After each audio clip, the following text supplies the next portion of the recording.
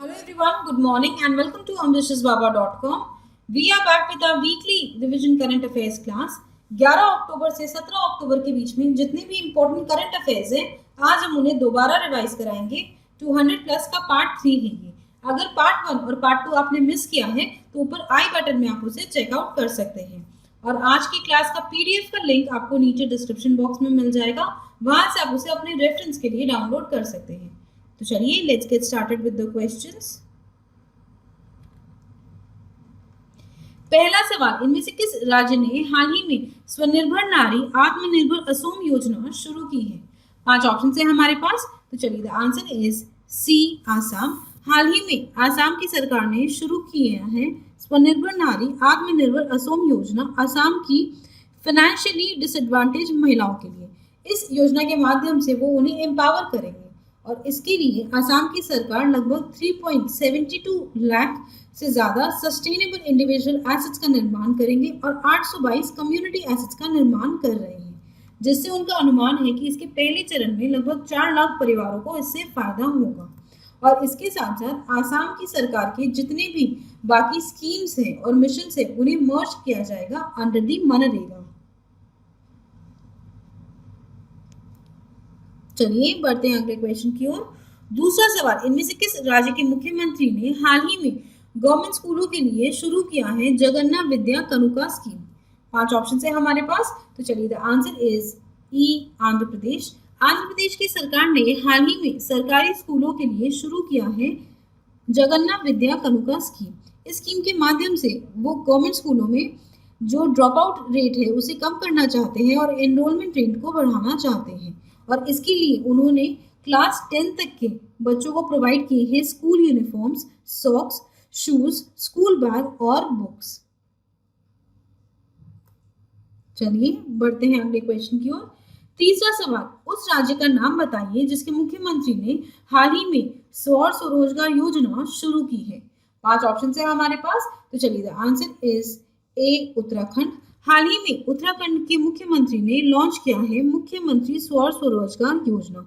इस योजना के माध्यम से जो ग्रीन एनर्जी है उसका प्रोडक्शन वो अपने राज्य में बढ़ाना चाहते हैं और इसके साथ साथ उनका ये भी टारगेट है कि लगभग 10,000 युवाओं और फिर हमारे प्रवासी मजदूरों को काम दिया जाए जिनकी नौकरियां चली गई थी ड्यू टू कोविड-19। और इसके लिए 10,000 लोगों को वो लगभग 25 किलोवाट का जो सोलर प्लांट है वो अलॉट करेंगे ताकि वहां पे ग्रीन एनर्जी जनरेट हो सके। और इसके लिए जो भी फंड्स की जरूरत होगी ये प्रवासी मजदूर और युवा पीढ़ी इसमें बैंक्स और फाइनेंशियल इंस्टीट्यूशंस की मदद ले सकते हैं। चलिए बढ़ते हैं चौथे क्वेश्चन की ओर। चौथा सवाल, किस योजना के तहत पीएम ने 11 अक्टूबर 2020 को रूरल लैंड ओनर्स के लिए संपत्ति कार्ड वितरित किया है? 5 ऑप्शन है हमारे पास। तो चलिए द आंसर इज बी, स्वामित्व स्कीम। स्वामित्व योजना के तहत हमारे प्रधानमंत्री नरेंद्र मोदी जी ने 11 अक्टूबर 2020 को जो प्रॉपर्टी कार्ड्स हैं वो रूरल लैंड ओनर्स को डिस्ट्रीब्यूट किए हैं। ये काफी बड़ा हिस्टोरिक मूव है जिससे हमारी जो रूरल इंडिया है वो ट्रांसफॉर्म हो जाएगी। इसके माध्यम से जो भी हमारे रूरल लैंड ओनर्स है वो अपने फाइनेंशियल एसेट को लीगली साबित कर सकते हैं और उसके बाद कोई भी बैंक्स या फिर फाइनेंशियल इंस्टीट्यूशंस में दिखा के वो उसमें लोन ले सकते हैं। और इसके साथ साथ इससे जो हमारा रूरल इंडिया है वो डिजिटलाइज होगा क्योंकि उनकी रजिस्टर्ड मोबाइल नंबर पर एक एसएमएस जाएगा जिसमें लिंक होगा कि वहां से वो अपने प्रॉपर्टी कार्ड्स को डाउनलोड कर सकते हैं। चलिए बढ़ते हैं 5वें क्वेश्चन की ओर। 5वां सवाल, 2 दिवसीय तटीय सुरक्षा अभ्यास का नाम बताइए जो केरल, कर्नाटका और लक्षद्वीप के तटीय क्षेत्रों पर आयोजित किया गया है। 5 ऑप्शन है हमारे पास। तो चलिए द आंसर इज डी, सागर कवच। 2 दिन का कोस्टल सिक्योरिटी एक्सरसाइज कंडक्ट किया गया था along the coastal areas of Kerala, Karnataka and Lakshadweep और ये एक्सरसाइज खत्म हुई थी 8 अक्टूबर 2020 को। इस एक्सरसाइज को करने का यही मकसद है कि हमारी एजेंसीज ये देखना चाहती हैं कि कितनी हमारी नौसेना वगैरह प्रिपेयर्ड है अगर कोई भी अटैक वगैरह हो जाए फ्रॉम द सी। और जैसा कि हम जानते हैं कि भारत और चाइना के जो रिलेशंस है वो काफी ज्यादा टेंस्ड है अभी, तो ये बहुत ज्यादा जरूरी था। चलिए बढ़ते हैं छठे क्वेश्चन की ओर। छठा सवाल, इनमें से किस राज्य या फिर केंद्र शासित प्रदेश सरकार ने नई ट्री ट्रांसप्लांटेशन पॉलिसी पारित की है? 5 ऑप्शन है हमारे पास, तो चलिए the answer is C, Delhi. हाल ही में दिल्ली सरकार ने पास किया है न्यू ट्री ट्रांसप्लांटेशन पॉलिसी। इस पॉलिसी के माध्यम से वो दिल्ली का जो एयर पोल्यूशन है उसे कंट्रोल करना चाहते हैं और इसके साथ साथ दिल्ली का जो ग्रीन कवर है उसे मेंटेन करना चाहते हैं। इस पॉलिसी के माध्यम से कोई भी अगर कंस्ट्रक्शन और डेवलपमेंटल प्रोजेक्ट के लिए अगर पेड़ों को गिराया जाएगा तो उन्हें 80% से ज़्यादा उन पेड़ों को किसी और लोकेशन पे ट्रांसप्लांट करना होगा और दिल्ली की सरकार तभी पेमेंट करेंगी जब इस 80% में से अगर 80% पेड़ नए लोकेशन पे सरवाइव कर जाए और ये नियम लागू होगा जब 10 से ज़्यादा पेड़ों को गिराया जाएगा। अगर 10 से कम पेड़ों को गिराया जाएगा तो उन्हें ट्रांसप्लांट करने की ज़रूरत नहीं है। इसके अलावा एक पेड़ को काटने की जगह उन्हें 10 न्यू सैपलिंग्स भी लगाने होंगे।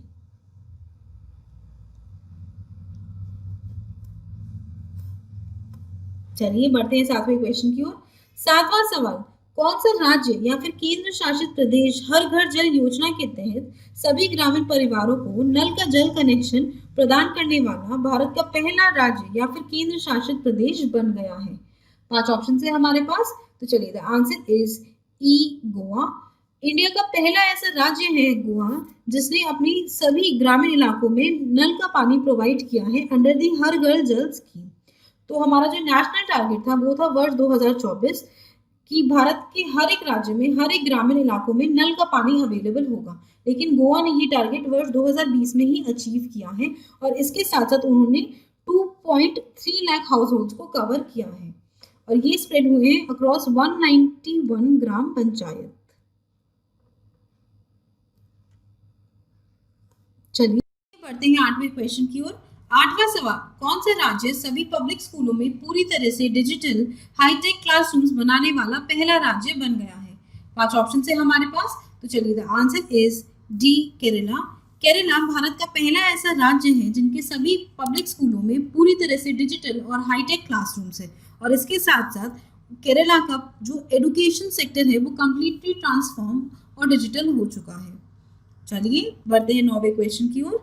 9वां सवाल, हाल ही में हमारे प्रधानमंत्री मोदी जी ने इनमें से किस व्यक्ति की आत्मकथा दे विश्वकर्णी जारी की है? 5 ऑप्शन है हमारे पास, तो चलिए the answer is A, doctor Bala Saheb VK Patil की आत्मकथा दे विश्वकर्णी हाल ही में हमारे प्रधानमंत्री मोदी जी ने रिलीज की है। इसके अलावा डॉक्टर बाला साहेब वीके पाटिल जाने माने नेता भी थे और उन्हें पद्म भूषण से भी नवाजा गया था for his outstanding work in the field of social work. इसके अलावा उन्होंने एशिया की पहली कोऑपरेटिव शुगर फैक्ट्री भी बिठाई थी इन महाराष्ट्र और इसके साथ साथ उन्हें सम्मान देने के लिए उन्होंने जो प्रवरा रूरल एजुकेशन सोसाइटी है उसका नाम बदल कर रखा है to Loknete doctor Bala Saheb VK Patil Pravara rural education society. चलिए बढ़ते हैं 10वें क्वेश्चन की ओर। 10वां सवाल, इनमें से किस राज्य ने हाल ही में पीने के लिए नल का पानी प्रदान करने के लिए Sujal drink from tap mission योजना लॉन्च की है? 5 ऑप्शन है हमारे पास, तो चलिए the answer is D, Orissa.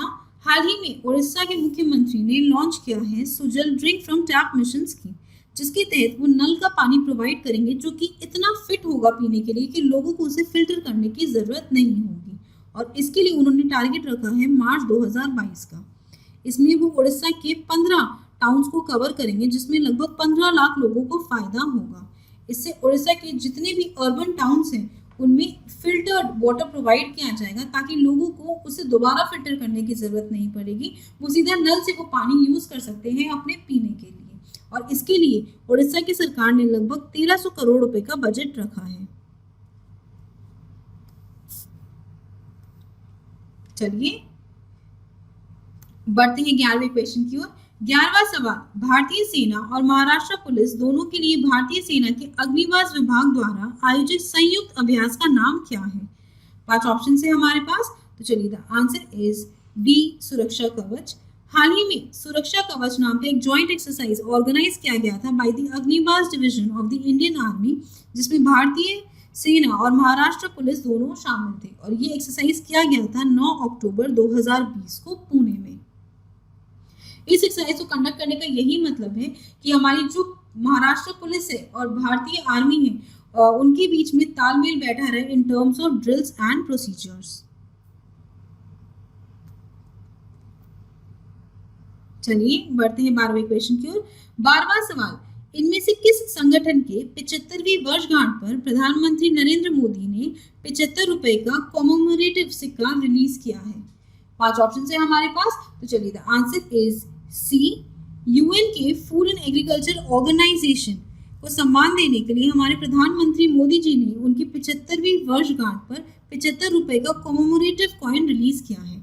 Food and agriculture organisation, इसका निर्माण हुआ था 16 अक्टूबर 1945 में और इसके साथ साथ उन्होंने उन्हें अभी रिसेंटली डेवलप किए गए 17 बायोफॉर्फिटेड वेराइटीज 8 अलग अलग क्रॉप्स के भी डेडिकेट किए हैं। चलिए बढ़ते हैं 13वें क्वेश्चन की ओर। 13वां सवाल, इनमें से किसे नेपाली सेना के जनरल के मानद रैंक से सम्मानित किया जाएगा? 5 ऑप्शन है हमारे पास, तो चलिए द आंसर इज ई। हमारे army chief general Manoj Mukund Naravane को सम्मानित किया जाएगा with the honorary rank of the general of Nepali army. और ये जो इवेंट है ये लाइकली होगा in the first week of November, जिसमें नेपाल की जो प्रेसिडेंट है विद्या देवी भंडारी ये ऑनर देंगी हमारे army chief general MM Naravane को।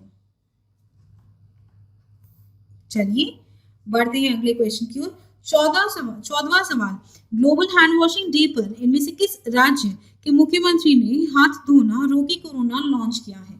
5 ऑप्शन है हमारे पास, तो चलिए द आंसर इज ए उत्तर प्रदेश। हाल ही में उत्तर प्रदेश के मुख्यमंत्री ने ग्लोबल हैंड वॉशिंग डे पर लॉन्च किया है हाथ धोना रोके कोरोना कैंपेन। इस कैंपेन को लॉन्च करने का मकसद यही था कि वो लोगों पे जोर देना चाहते थे कि एक बेसिक हैंड वॉशिंग एक्सरसाइज या फिर प्रैक्टिस लोगों को कोरोना वायरस के संक्रमण से बचा सकती है और इसके अलावा ये काफी ज्यादा एक कॉमन हैबिट है जिससे पर्सनल हाइजीन लोगों का मेंटेन हो सकता है।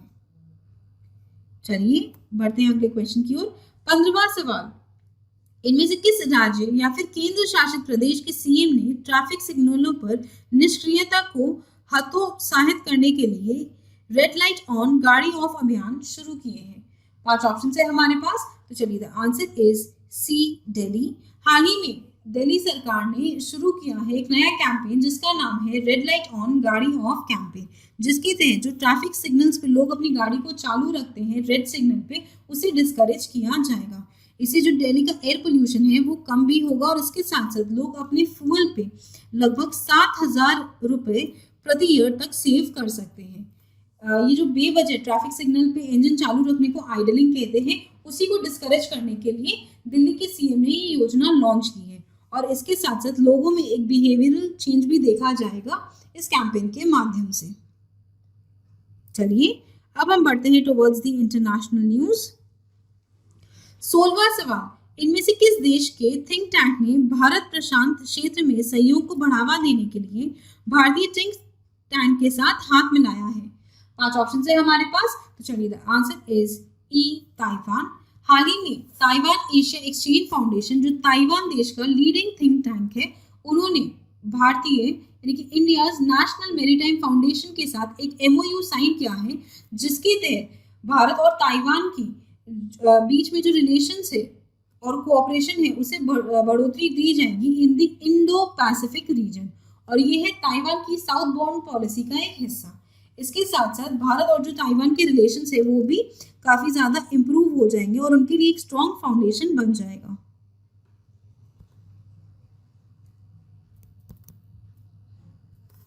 चलिए बढ़ते हैं अगले क्वेश्चन की ओर। 17वां सवाल, इनमें से किस देश ने यूएन अधिकार परिषद 2020 में सीटें जीती हैं? 5 ऑप्शन है हमारे पास, तो चलिए the answer is B Russia and China. हाल ही में रशिया और चाइना ने यूएन राइट्स काउंसिल 2020 में सीटें जीती हैं और चाइना में इसमें डिफेंड किया है सऊदी अरेबिया को। तो सीक्रेट बैलेट के माध्यम से वोटिंग हुई थी यूएन जनरल असेंबली में जिसमें चाइना को मिले थे 139 वोट्स और सऊदी अरेबिया को मिले थे 90 वोट्स। सऊदी अरेबिया में कई ज़्यादा आरोप हैं कि वो जो ह्यूमन राइट्स डिफेंडर है उन्हें कंटिन्यूसली टारगेट करते रहते हैं, अपने पॉलिटिकल प्रिजनर्स को वो रिलीज नहीं करते और इसके अलावा उनका जो वॉर है येमेन में वो ख़त्म नहीं करते। इसके इन सब कारणों के कारण सऊदी अरेबिया हार गए थे। चलिए बढ़ते हैं 18वें क्वेश्चन की ओर। 18वां सवाल, इनमें से किस देश को 2 साल के कार्यकाल के लिए अंतरराष्ट्रीय सौर गठबंधन के अध्यक्ष के रूप में फिर से चुना गया है? 5 ऑप्शन है हमारे पास, तो चलिए the answer is C, India. Bharat को री इलेक्ट किया गया है as the president of the international solar alliance for a period of 2 years, और इसमें को प्रेसिडेंट है फ्रांस, और ये हुई थी 14 अक्टूबर को। ये अपॉइंटमेंट हुई थी 14 अक्टूबर 2020 को एक वर्चुअल मीटिंग के माध्यम से। इसके साथ साथ 4 नए वाइस प्रेसिडेंट्स भी हुए हैं, 4 न्यू वाइस प्रेसिडेंट्स भी शामिल हुए हैं जो इंटरनेशनल सोलर अलायंस के 4 अलग अलग रीजन्स को रिप्रेजेंट करेंगे। तो एशिया पैसिफिक रीजन के लिए है Fiji and Nauru, Mauritius and niger है अफ्रीकन रीजन्स के लिए। इसके अलावा यूके एंड नीदरलैंड्स है यूरोप और बाकी रीजन्स के लिए, और क्यूबा एंड गायना है लैटिन अमेरिका कैरिबियन रीजन्स के लिए। चलिए बढ़ते हैं अब बैंकिंग एंड फाइनेंस की ओर।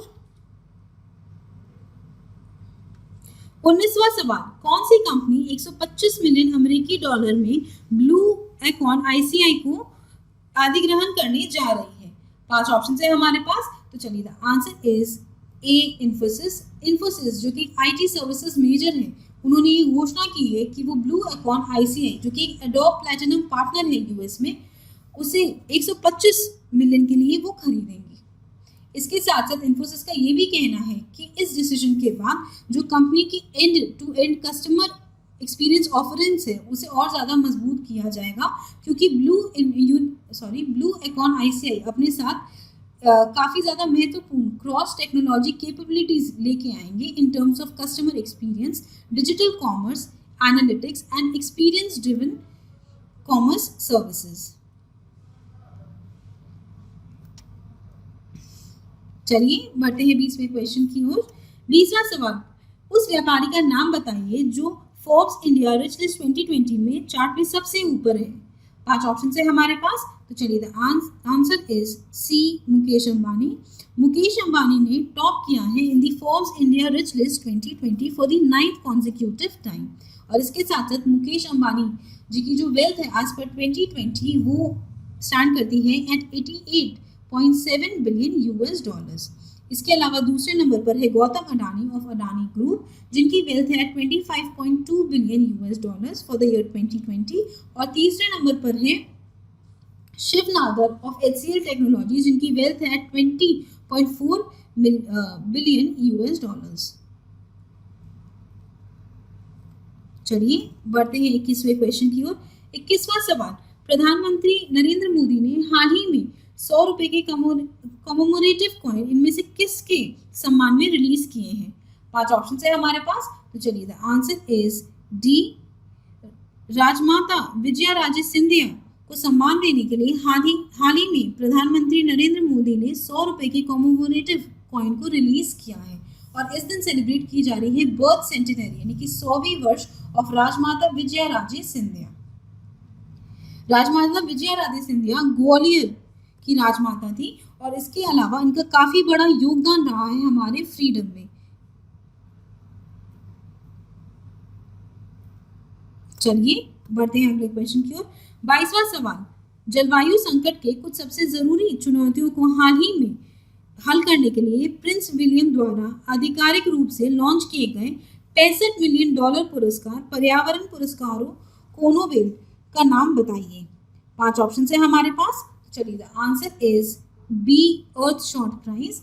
हाल ही में ब्रिटेन के प्रिंस विलियम ने ऑफिशियली अनाउंस किया है कि उन्होंने $65 मिलियन का प्राइस रखा है, जिसके तहत जो हमारे मोस्ट अर्जेंट क्लाइमेट क्राइसिस हैं उन्हें सॉल्व करने के लिए, और इसके साथ साथ ये प्राइस दिया जाएगा स्टार्टिंग इन 2021, जिसमें 5 प्राइजेस दिए जाएंगे जिनकी वैल्यूएशन होगी $1.3 million every year for the next decade, यानी कि अगले 10 वर्ष तक 1.3 मिलियन एवरी ईयर के प्राइजेस दिए जाएंगे अर्थ शॉट प्राइजेस के लिए। और इसमें जो भी हमारी नेचर को प्रोटेक्ट करेगा, उसे रिस्टोर करेगा, हमारी एयर क्वालिटी को इम्प्रूव करेगा, इसके अलावा हमारे जो ओशंस हैं उन्हें रिवाइव करेगा, वेस्ट रिड्यूस करेगा और क्लाइमेट चेंज को एड्रेस किया जाएगा। इन सब कैटेगरीज में उन्हें पुरस्कार दिया जाएगा। चलिए बढ़ते हैं 23वें क्वेश्चन की ओर। 23वां सवाल, हाल ही में भारत और एशियन विकास बैंक ने राजस्थान के द्वितीय शहरों को विकसित करने के लिए कितने ऋण समझौते पर हस्ताक्षर किए हैं? 5 ऑप्शन है हमारे पास। चलिए, the answer is D, $300 million का अग्रीमेंट साइन किया है इंडिया और एशियन डेवलपमेंट बैंक, जिसके तहत राजस्थान के 14 जो सेकेंडरी टाउन्स है उन्हें डेवलप किया जाएगा और इन राज्यों और इन टाउन्स में सस्टेनेबल वाटर सप्लाई और सैनिटेशन इंफ्रास्ट्रक्चर एंड सर्विसेज को डेवलप किया जाएगा। इस अग्रीमेंट को साइन करने का मकसद यही है कि लोगों को बेटर क्वालिटी और sustainable water supply and sanitation facilities provide की जाए। चलिए बढ़ते हैं 24वें क्वेश्चन की तरफ। 24वां सवाल, हाल ही में एक्सिम बैंक ने कनेक्टिविटी परियोजना के लिए इनमें से किस देश को $400 मिलियन का सॉफ्ट लोन दिया है? 5 ऑप्शन है हमारे पास। तो चलिए, द आंसर इज ई, मालदीव्स।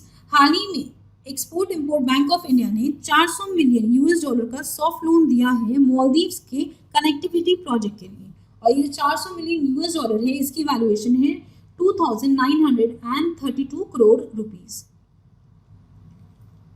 और ये दिया गया है एक एलओसी के माध्यम से, जिसके तहत एक इंफ्रास्ट्रक्चर प्रोजेक्ट और कनेक्टिविटी प्रोजेक्ट आएगा इन ग्रेटर माले। इसके साथ साथ अब तक टोटल 3 एलओसीज जिनकी वैल्यूएशन है $1.2 बिलियन भारत के बिहाफ में एक्सिम बैंक ने मालदीव्स को एक्सटेंड की है। चलिए बढ़ते हैं 25वें क्वेश्चन की ओर। 25वां सवाल, हाल ही में भारत सरकार ने जिम्बाब्वे गणराज्य की सरकार को किस संगठन के माध्यम से $310 मिलियन की लाइन ऑफ क्रेडिट का समर्थन किया है? 5 ऑप्शन है हमारे पास। चलिए, the answer is E, Exim bank यानी कि export import bank of India के माध्यम से हाल ही में गवर्नमेंट ऑफ इंडिया ने $310 मिलियन का लाइन ऑफ क्रेडिट दिया है to the republic of Zimbabwe और ये जो पैसे दिए गए हैं एलओसी के माध्यम से, इससे जिम्बाब्वे अपना वांगवे थर्मल पावर स्टेशन को फाइनेंस करेंगे और उसे रीपावर करेंगे और ये अग्रीमेंट है इफेक्टिव फ्रॉम 30 सितंबर 2020 और इसकी जो यूटिलाइजेशन पीरियड है वो है 60 मंथ्स यानी कि 5 वर्ष after the completion of the date of project. चलिए बढ़ते हैं आगे अगले क्वेश्चन की ओर। 26वां सवाल, ऑक्सफैम्स कमिटमेंट के रिड्यूसिंग इनइक्वालिटी इंडेक्स 2020 में भारत की रैंकिंग कौन से नंबर पर है? 5 ऑप्शन है हमारे पास। तो चलिए, the answer is D, 129। Oxfam's commitment to reducing inequality index 2020 में भारत की रैंकिंग है 129 और इसमें उन्होंने कुल 158 कंट्रीज का सर्वे किया था वर्ष 2020 में और ये तीसरा एडिशन है ऑफ द CRI इंडेक्स। इसके साथ साथ पहले नंबर पर टॉप किया है नॉर्वे ने और सबसे आखिरी नंबर यानी कि 158वें पोजीशन पे है साउथ सूडान। तो जैसा कि आप जानते हैं कि इसमें 4 चीज सबसे ज्यादा इंपॉर्टेंट है। पहला है कि ये इंडेक्स किसने रिलीज किया है, तो वो है Oxfam's commitment to reducing inequality index 2020 और ये रिलीज किया गया है बाय ऑक्सफैम इंटरनेशनल। दूसरी भारत की पोजीशन है 129 और पहले नंबर पर है नॉर्वे और आखिरी नंबर पर है साउथ सूडान। चलिए बढ़ते हैं आगे 27वें क्वेश्चन की तरफ। 27वां सवाल, हाल ही में IRDAI ने सरल जीवन बीमा नामक एक मानक व्यक्तिगत जीवन बीमा उत्पाद पेश किया है जो कब से लागू होगा, जिसे सभी जीवन बीमा कंपनियों द्वारा अनिवार्य रूप से पेश किया जाएगा? 5 ऑप्शन है हमारे पास। तो चलिए, द आंसर इज बी, 1 जनवरी 2021 से सभी जो भी लाइफ इंश्योरेंस कंपनीज है उन्हें सरल जीवन बीमा जो कि एक standard individual term life insurance product है वो मैंडेटरीली ऑफर करना होगा और इसके लिए 1 दिसंबर 2020 तक सभी कंपनीज को रजिस्टर करना होगा इस प्रोडक्ट के लिए। तो इसमें 18 से 65 वर्ष के लोग अप्लाई कर सकते हैं और ये टर्म लाइफ इंश्योरेंस है जो कि एक non participating individual pure risk premium life insurance plan है। इससे जो हमारे लोअर इनकम ग्रुप है वो भी इसका लाभ उठा सकती है। और इसमें सिर्फ एक चीज कवर नहीं होगी, वो होगी डेथ बाय सुसाइड।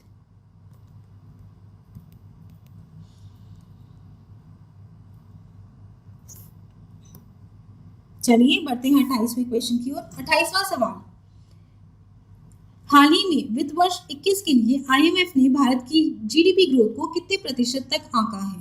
5 ऑप्शन है हमारे पास। तो चलिए द आंसर इज डी, -10.3% तक प्रोजेक्ट किया है आईएमएफ ने भारत की जीडीपी को वित्त वर्ष 21 के लिए।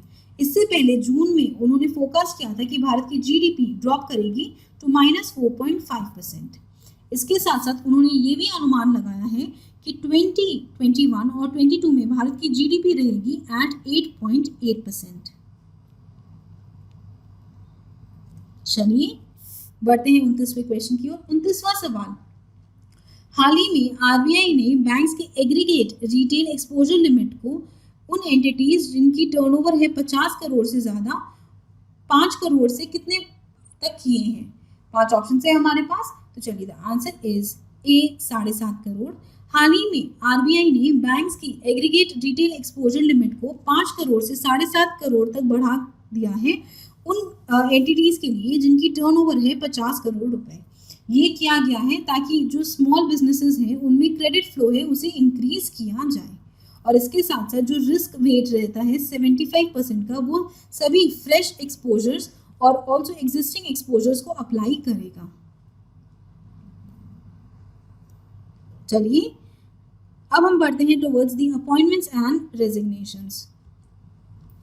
30वां सवाल, इनमें से किस मंत्री को हाल ही में consumer affairs, food and public distribution का एडिशनल चार्ज दिया गया है? 5 ऑप्शन है हमारे पास। तो चलिए the answer is B, Piyush Goyal. Shri Piyush Goyal को दिया गया है additional charge of the ministry of consumer affairs, food and public distribution after the death of Ramvilas Paswan. इसके अलावा पीयूष गोयल ऑलरेडी सर्व कर रहे हैं as the union minister of railway, commerce and industry. चलिए बढ़ते हैं अगले क्वेश्चन की तरफ। 31वां सवाल, भारत के पहले घरेलू देसी पेशेवर बैडमिंटन ब्रांड ट्रांसफॉर्म के लिए इनमें से किसे ब्रांड एम्बेसडर चुना गया है? 5 ऑप्शन है हमारे पास। चलिए the answer is C, Chetan Anand. Badminton में गेम्स मेडलिस्ट चेतन आनंद को चुना गया है as the brand ambassador from Transform, जो कि भारत का पहला home grown professional badminton brand है। इससे पहले जो भी प्रोफेशनल बैडमिंटन के लिए लोग भारत में बाहर से यानी कि इंपोर्ट करने पड़ते थे रैकेट्स, और ये ट्रांसफॉर्म उसी क्वालिटी के रैकेट्स प्रोड्यूस करेगा। चलिए बढ़ते हैं 32वें क्वेश्चन की तरफ। 32वां सवाल, व्यावसायिक इंजीनियरिंग विधेयक तैयार करने के लिए अखिल भारतीय तकनीकी शिक्षा परिषद द्वारा गठित पैनल के प्रमुख कौन है? 5 ऑप्शन है हमारे पास। तो चलिए the answer is A, MS Anant. MS Anant is the head of the panel जो कि कॉन्स्टिट्यूट किया गया है बाय एआईसीटीई, जिसके तहत प्रोफेशनल इंजीनियरिंग विंग्स को प्रिपेयर किया जाएगा। और मिस्टर एमएस आनंद है farmer director of IIT Madras. इस पैनल का गठन इसीलिए हुआ है क्योंकि उनका ऐसा मानना है कि भारत में लगभग 10,396 इंजीनियरिंग इंस्टीट्यूट्स है जो कि एआईसीटीई अप्रूव्ड है, लेकिन बहुत कम ही क्वालिटी एजुकेशन प्रोवाइड कर रही हैं। इसके अलावा इंजीनियर्स बिल में ये भी लाया जाएगा कि इंजीनियर्स को खुद को रजिस्टर करना होगा just like our medical practitioners and lawyers, और उनके लिए भी कोड ऑफ कंडक्ट और कोड ऑफ एथिक्स होगा, जिसे ना मानने पर उनकी रजिस्ट्रेशन तक कैंसिल हो सकती है। चलिए बढ़ते हैं 33वें क्वेश्चन की तरफ। 33वां सवाल, हाल ही में global financial advisory firm Arton capital ने latest global passport index release किया है, जिसमें भारत की रैंकिंग कौन से नंबर पर है? 5 ऑप्शन है हमारे पास। चलिए द आंसर इज बी, 58वें नंबर पर है भारत की रैंकिंग। और इसमें उन्होंने कुल 193 कंट्रीज के पासपोर्ट को कंपेयर किया था। तो इसमें पहले नंबर पर है न्यूजीलैंड, दूसरे नंबर पर है जापान, 58वें नंबर पर है भारत, 21वें नंबर पर है यूएसए। और इसमें इन्होंने कई सारी चीज़ों को ध्यान में रखा था in terms of real time passports, visa restrictions, factoring in legislative changes and entry requirements. चलिए बढ़ते हैं अगले क्वेश्चन की ओर। 34वां सवाल, हाल ही में सुप्रीम कोर्ट ने पंजाब, हरियाणा और उत्तर प्रदेश में जलने से बचाव के लिए कदम उठाने के लिए इनमें से किसे एक व्यक्ति समिति के रूप में नियुक्त किया है? 5 ऑप्शन है हमारे पास, तो चलिए the answer is E Madan B Lokur, जो कि है रिटायर्ड एपेक्स कोर्ट जज। उन्हें चुना गया है as the one man committee, जो कि स्टेप्स लेंगे जिसके तहत जो स्टबल बर्निंग है in the Punjab, Haryana and Uttar Pradesh, उसके ऊपर उन्हें एक रिपोर्ट सबमिट करनी होगी। तो ये जो रिपोर्ट है वो एपेक्स कोर्ट को सबमिट करेंगे with in a period of 15 days, क्योंकि ये काफ़ी बड़ा रीज़न है। दिल्ली एनसीआर रीजन में जो स्मॉग फॉर्मेशन होता है और जो एयर पोल्यूशन है उसका काफ़ी बड़ा कारण है ये स्टबल बर्निंग, जो कि होती है इन 3 राज्यों में। चलिए बढ़ते हैं 35वें क्वेश्चन की तरफ। 35वां सवाल, एनटीपीसी के उस सीएमडी का नाम बताइए जिनका टेन्योर हाल ही में जुलाई 2025 तक एक्सटेंड किया गया है। 5 ऑप्शन है हमारे पास, तो चलिए the answer is B Gurdeep Singh. Gurdeep Singh is the chairman and managing director of NTPC, जिनका टेन्योर एक्सटेंड किया गया है टिल जुलाई 2025। इसके अलावा गुरदीप सिंह एक मैकेनिकल इंजीनियर हैं जिन्होंने अज्यूम किया था charge as the CMD in February 2016, और इसके साथ साथ वो बन गए हैं longest serving chief at NTPC. चलिए अब हम बढ़ते हैं टुवर्ड्स अवार्ड्स एंड रिकॉग्निशंस। 36वां सवाल, इनमें से किसने नोबेल प्राइज 2020 इन इकोनॉमिक्स जीता है ऑप्शन थ्योरी में इंप्रूवमेंट के लिए? 5 ऑप्शन है हमारे पास, तो चलिए द आंसर इज ई। 2 लोगों ने नोबेल प्राइज 2020 जीता है इन इकोनॉमिक्स, जो कि हैं Paul R Milgrom and Robert B Wilson. तो इन्होंने जो करंट ऑप्शन थ्योरी है उसमें कई सारे इंप्रूवमेंट्स लेके आए हैं और इसके साथ साथ न्यू ऑप्शन फॉर्मेट्स का इन्वेंशन किया है इन्होंने। तो इस साल के जो इकोनॉमिक साइंस लॉरिएट्स हैं उन्होंने ये क्लैरिफाई किया है कि कैसे ऑप्शंस काम करते हैं और कैसे जो बिडर्स हैं वो एक सर्टेन वे में बिहेव करते हैं। उसके साथ साथ उन्होंने भी थियोरेटिकल डिस्कवरीज को यूज़ किया था, जिसमें उन्होंने पूरी तरीके से एक नई ऑक्शन फॉर्मेट को डेवलप किया था जिसके तहत गुड्स एंड सर्विसेज का सेल किया जाएगा। चलिए बढ़ते हैं आगे 37वें क्वेश्चन की तरफ। 37वां क्वेश्चन, इनमें से किस बैंक ने central bank of the year award 2020 जीता है? 5 ऑप्शन है हमारे पास, तो चलिए the answer is B bank of Ghana. Bank of Ghana ने जीता है central bank of the year award 2020। इसके अलावा जो मार्क कार्ने हैं, जो कि है governor of the bank of England, उन्होंने जीता है गवर्नर ऑफ द ईयर का award at the central bank of the year award 2020। और ये जो सेंट्रल बैंकिंग के अवार्ड्स हैं ये हर साल होते हैं, यानी कि एनुअली होते हैं, जिसमें सेंट्रल बैंकिंग कम्युनिटी में जो लोग भी एक्सीलेंस दर्शाते हैं उन्हें रिकॉग्नाइज किया जाता है। चलिए अब हम बढ़ते हैं स्पोर्ट्स सेक्शंस की ओर। 38वां सवाल, फ्रेंच ओपन वुमेन सिंगल जीतकर अपना पहला ग्रैंड स्लैम खिताब इनमें से किसने हासिल किया है? 5 ऑप्शन है हमारे पास, तो चलिए the answer is D. Iga Swiatek ने जीता है अपना पहला grand slam title at the age of 19, और इसके लिए उन्होंने हराया है फ्रेंच ओपन में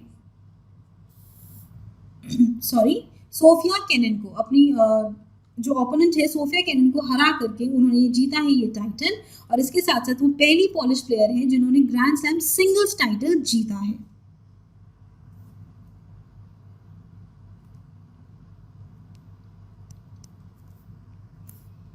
चलिए बढ़ते हैं 39th क्वेश्चन की तरफ। 39th क्वेश्चन, किस F1 रेस कार ड्राइवर ने माइकल शूमाकर के F1 करियर की जीत के रिकॉर्ड की तुलना आईफिल जीपी में 91वीं जीत के साथ की है? 5 ऑप्शन है हमारे पास, तो चलिए the answer is C Lewis Hamilton. Mercedes के ल्यूइस हैमिल्टन ने मैच किया है career win record of Michael Schumacher अपनी 91st F1 विक्ट्री, जो कि हुई थी एट आईफिल जीपी। इसके अलावा दूसरे नंबर पर है रेड बुल के मैक्स वर्स्टैपेन और तीसरे नंबर पर है डैनियल रिकार्डो।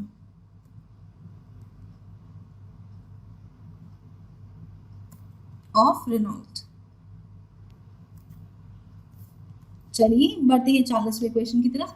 40वां सवाल, उस टेनिस खिलाड़ी का नाम बताइए जिसने फ्रेंच ओपन जीतकर रॉजर फेडरर के 20 ग्रैंड स्लैम खिताबों का रिकॉर्ड की बराबरी की है? 5 ऑप्शन है हमारे पास, तो चलिए the answer is D Rafael Nadal. Rafael Nadal ने दुनिया के नंबर 1 प्लेयर नोवाक जोकोविच को हराया है in the French open final, और इसके साथ साथ उन्होंने रॉजर फेडरर का जो 20 ग्रैंड स्लैम टाइटल्स का रिकॉर्ड है उसकी बराबरी की है। तो राफेल नाडल एक स्पेनिश सुपरस्टार है और वर्ल्ड नंबर 2 को उन्होंने और वर्ल्ड नंबर 2 है, और उन्होंने बीट किया है अपने सर्बियन ओपोनेंट को।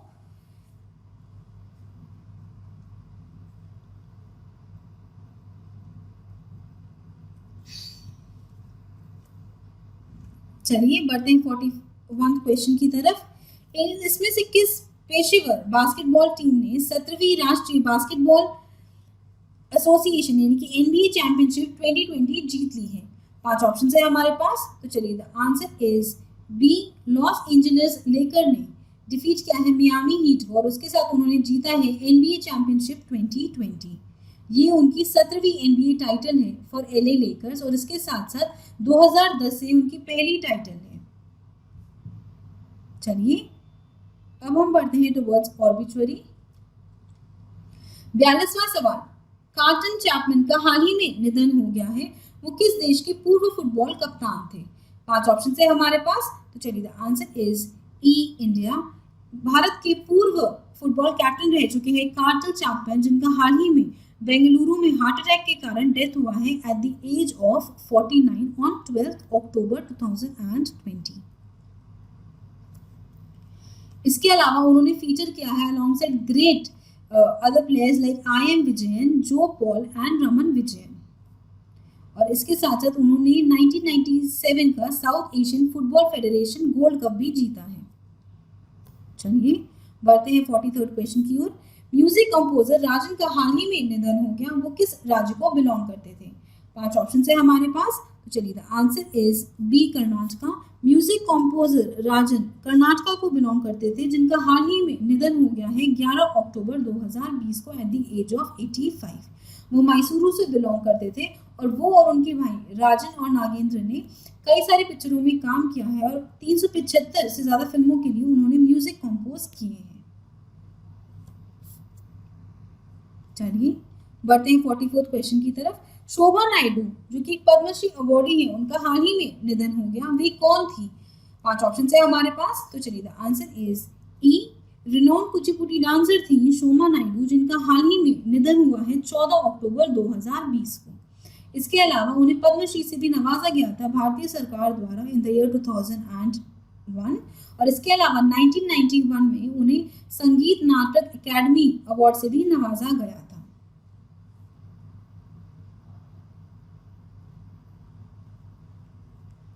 चलिए बढ़ते हैं आगे 45वें क्वेश्चन की तरफ। ज्ञानपीठ पुरस्कार प्राप्त मलयालम कवि का नाम बताइए जिनका हाल ही में निधन हुआ है।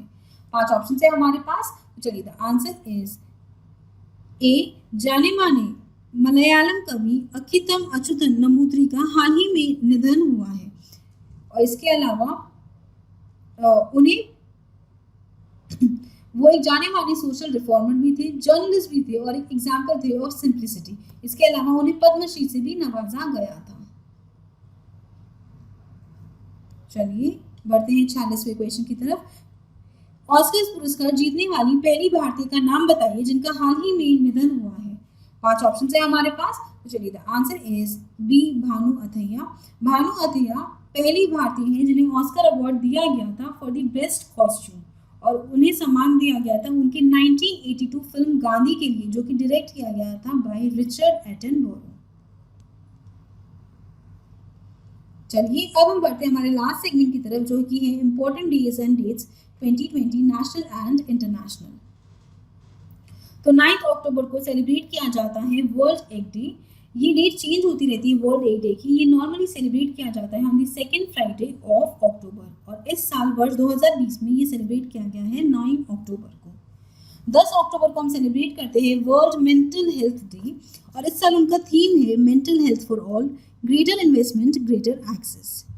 इसके अलावा world migratory bird day biannually celebrate किया जाता है 10 अक्टूबर और 9 मई को, और इस साल का उनका थीम है 2020 बर्ड्स कनेक्ट आवर डे।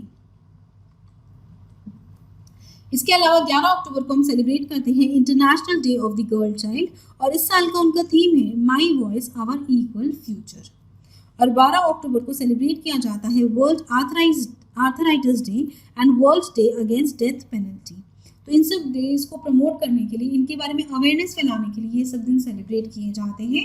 और world day against death penalty celebrate किया जा रहा है वर्ष 2003 से। चलिए बढ़ते हैं आगे। 13 अक्टूबर को हम सेलिब्रेट करते हैं international day for disaster reduction, और इस वर्ष का उनका थीम है डिजास्टर रिस्क गवर्नेंस। और ये डे निर्धारित किया गया था by the United Nations general assembly in the year 1989, और तब से ये हर वर्ष सेलिब्रेट किया जाता है। इसके अलावा 14 अक्टूबर को हम सेलिब्रेट करते हैं वर्ल्ड स्टैंडर्ड्स डे, और इस साल का उनका थीम है protecting the planet with standards. 15 अक्टूबर को काफ़ी कुछ मनाया जाता है। सबसे पहले मनाया जाता है international day of rural women, और इस साल उनका थीम है building rural women's resilience in the wake of कोविड-19। इसके अलावा pregnancy and infant loss remembrance day के रूप में भी मनाया जाता है। वर्ल्ड स्टूडेंट्स डे के रूप में भी मनाया जाता है 15 अक्टूबर को। और इसके अलावा वर्ल्ड स्टूडेंट्स डे सेलिब्रेट किया जाता है to honour our former president doctor APJ Abdul Kalam. उनका जन्म दिवस है 15 अक्टूबर को, और इसीलिए मनाया जाता है वर्ल्ड स्टूडेंट्स डे। और ये सेलिब्रेट किया जा रहा है since 2010 by the United Nations. तब उनकी एज थी 79। और इसके अलावा ग्लोबल हैंड वॉशिंग डे भी सेलिब्रेट किया जाता है 15 अक्टूबर को, और इस साल का उनका थीम है हैंड हाइजीन फॉर ऑल। और 16 अक्टूबर को सेलिब्रेट किया जाता है वर्ल्ड फूड डे, और इस साल का उनका थीम है grow nourish sustain together our actions are our future. तो चलिए with this we come to the end of today's class. I hope आपको ये वीडियो पसंद आया हो। अगर ये वीडियो पसंद आए तो इसे लाइक कीजिए, अपने दोस्तों के साथ शेयर कीजिए, और हमारे चैनल एम्बिशियस बाबा को सब्सक्राइब जरूर कीजिए। Also please visit our website test.ambitiousbaba.com, जहाँ पर आपको कई सारे ऑनलाइन मॉक टेस्ट मिल जाएंगे। उस वेबसाइट पर जाके आप अपना पसंदीदा मॉक टेस्ट परचेज कर सकते हैं, और उसके बाद आप उसे एक्सेस कर सकेंगे 24/7 अपने अकाउंट में। इसके अलावा कोई शिकायत हो, कोई सजेशन हो, तो हमें नीचे कमेंट करके ज़रूर बताइएगा, हमें उसका इंतजार रहेगा। Thank you friends, that's all for today and have a great day.